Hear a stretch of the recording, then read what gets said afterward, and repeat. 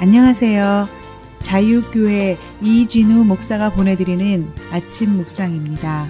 오늘도 예수 그리스도의 향기를 내는 복된 하루가 되시길 바랍니다. 1월 28일 화요일 아침 묵상입니다. 오늘은 그러나 소망은 남아 있습니다 라는 제목으로 로마서 8장 20절로 22절의 말씀 묵상합니다. 피조물이 허무에 굴복했지만 그것은 자의로 그렇게 한 것이 아니라 굴복하게 하신 그분이 그렇게 하신 것입니다. 그러나 소망은 남아 있습니다. 그것은 곧 피조물도 썩어짐의 종살이에서 해방되어서 하나님의 자녀가 누릴 영광된 자유를 얻으리라는 것입니다. 모든 피조물이 이제까지 함께 신음하며 함께 해산의 고통을 겪고 있다는 것을 우리는 압니다. 바울은 인간이 인생을 살면서 겪게 되는 불의한 고난과 고통에 대해 허무라는 표현을 통해 설명했습니다. 그리고 이 고난과 고통은 인간에게만 해당하는 것이 아니라 모든 피조물도 허무라는 고난과 고통의 운명에 놓여 있습니다. 한마디로 온 세상이 허무에 사로잡혔다는 것입니다. 이것을 다른 말로 하면 세상에서 고난과 고통은 필연적이라는 것입니다. 허무에 굴복한 세상에서는 인간을 비롯한 모든 피조물은 고난과 재앙을 피할 수 없습니다. 바울은 이것을 피조물이 허무에 굴복했다고 설명한 것입니다.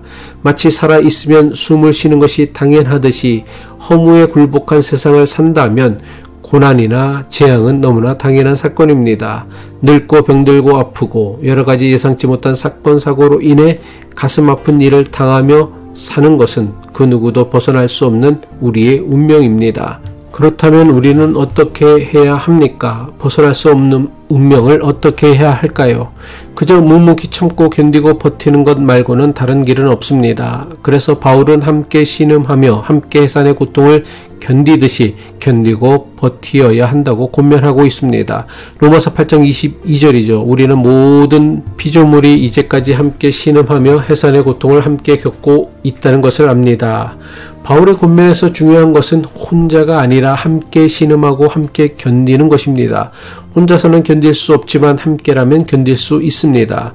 교회는 인간이 세상을 살면서 어쩔 수 없이 겪게 되는 허무로 표현되는 고난이나 고통을 함께 신음하고 겪으며 견디게 하는 신앙 공동체입니다. 서로의 고난이나 고통을 함께 신음하고 함께 겪는다는 것은 다른 사람의 아픔을 나의 아픔처럼 공감하는 것입니다.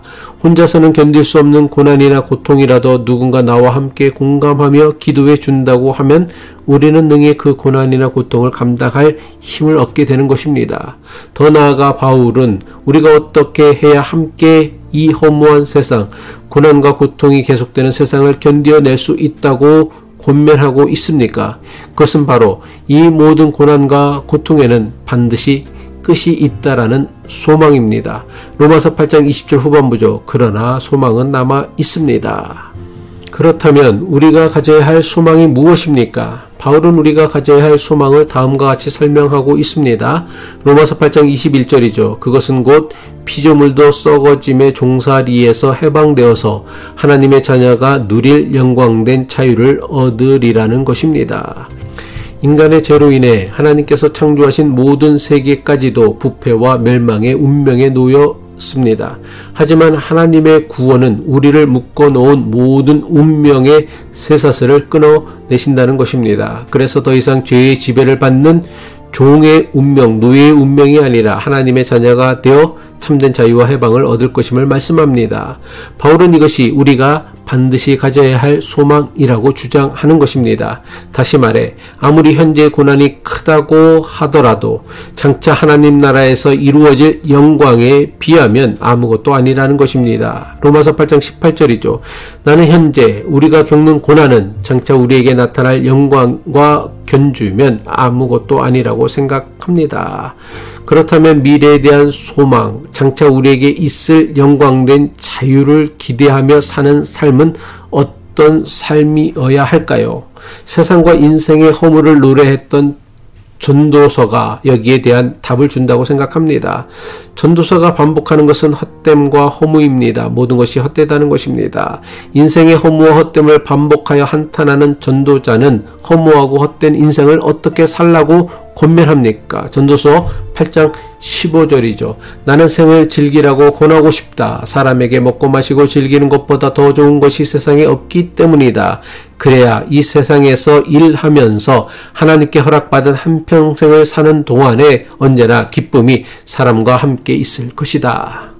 전도자가 권면하는 헛되고 허무한 인생을 사는 길은 인생을 즐기며 사는 것입니다. 이를 악물고 버티는 것으로는 잠깐 견딜 수 있을지 모르지만 이렇게 해서는 결코 오래 참고 견딜 수 없습니다.